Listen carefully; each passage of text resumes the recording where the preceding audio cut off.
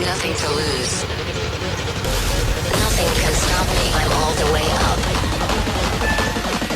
Wake up. I know what's real. Escape reality. Hardwired. Namaste everyone and welcome to a new video. Today I'm going to show you the walkaround of Apache 310Rr and I will also tell you some reasons why I don't like TVS anymore.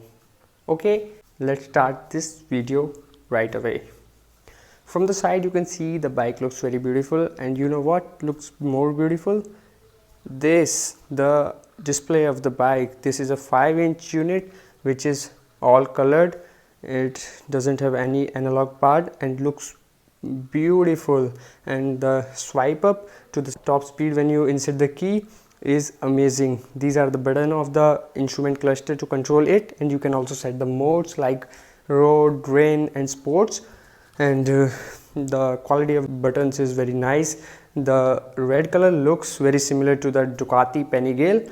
I don't know you guys have seen that or not, but the color is very good on this bike. The front looks very sharp and agile and looks very premium to me. After that, the second most important thing is that BMW and TVS have tied up to make this bike, so you cannot complain anything because the bike is very seamless and is very beautiful in person to person. I don't know you can see in video or not, but in person you will melt at this bike. The tank looks very big and is beautiful, but the carrying capacity is only 11 liters. That is a bit low for this bike, but the rear looks very good. The devilish tail lamps, and you see this bike for the very first time and you won't be able to identify it. You won't be able to identify it's a TVS or it's an Apache, because this bike is so seamless and is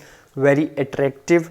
And the very good thing about this bike is that all the lights on the bike are LED, unlike the Kawasaki which have the halogen bulbs. And the only bad thing I see in this bike is the exhaust. It's good for the sound part, but appearance is not good. And if you are going to buy this bike, I believe you are gonna get it changed.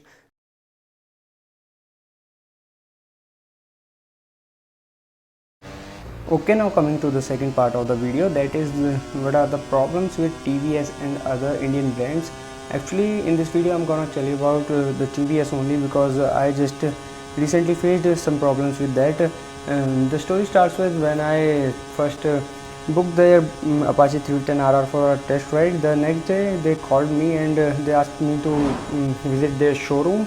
Until then everything was fine.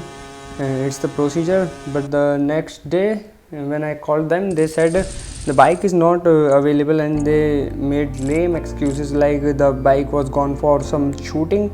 The next day after that they told me that the bike was not available, it was gone for service. After a week or so I called them again and they said, okay, you can come to us and we will give you the bike for riding. That was good. I went there, but I tried to visit there with the help of Google Maps, but the location of the showroom is falsely mentioned, which Royal Motor Balawgarh should have checked, which according to me, which was very poor service by them, because they should know that the maps were not correct. Because of that I wasted my 1 hour very successfully, and still they were very helpful enough to send me the live location on WhatsApp. After visiting the showroom, they showcased the bike, and when I asked them for a test ride, one of the employees said that it would not be possible, and I was shocked because I just talked to the person on call and he said you can come to me. After talking to the manager for a while, he allowed me to take the ride of the bike, but there is a check. He said that you can take the ride in the showroom premises only, and there was only 20 to 30 meter space only. How am I supposed to ride a 310 bike in that space, bro? But sadly I had no other option. That's why I ride the bike, and the top speed I was able to achieve was only 15 to 20 I guess, and that's not the way it should be, because I went to Kawasaki and Triumph also, and they allowed me to ride the bike for at least 2 to 3 kilometers, and the Triumph allowed me to ride the bike for 6 to 7 kilometers, because that's the rule. I can only understand the nature of the bike and how the bike rides only when I can drive it for at least 2 to 3 kilometers. In the 20 or 30 meter space, I cannot understand how the bike behaves when I push the throttle, or how are the brakes, how is the engine working, what is the functioning of the bike. So that was the reason I said that TVS needs to work a lot if they want to compete in the price section with the Kawasaki. And please don't get me wrong, I'm not saying that the bike is not good or the bike lacks any feature. It has a lot of feature which even Kawasaki does not offer, and I'm not saying the bike is bad. The bike is very good and have a lot of potential and can compete with the international brands also. And the bike is good, the engine is good, the features are good, the looks are good. All I'm saying is that if the TVS wants to compete with other international brands, it have to improve its service, because service is the very first thing the customer will say, because it plays a very important role in the customer satisfaction.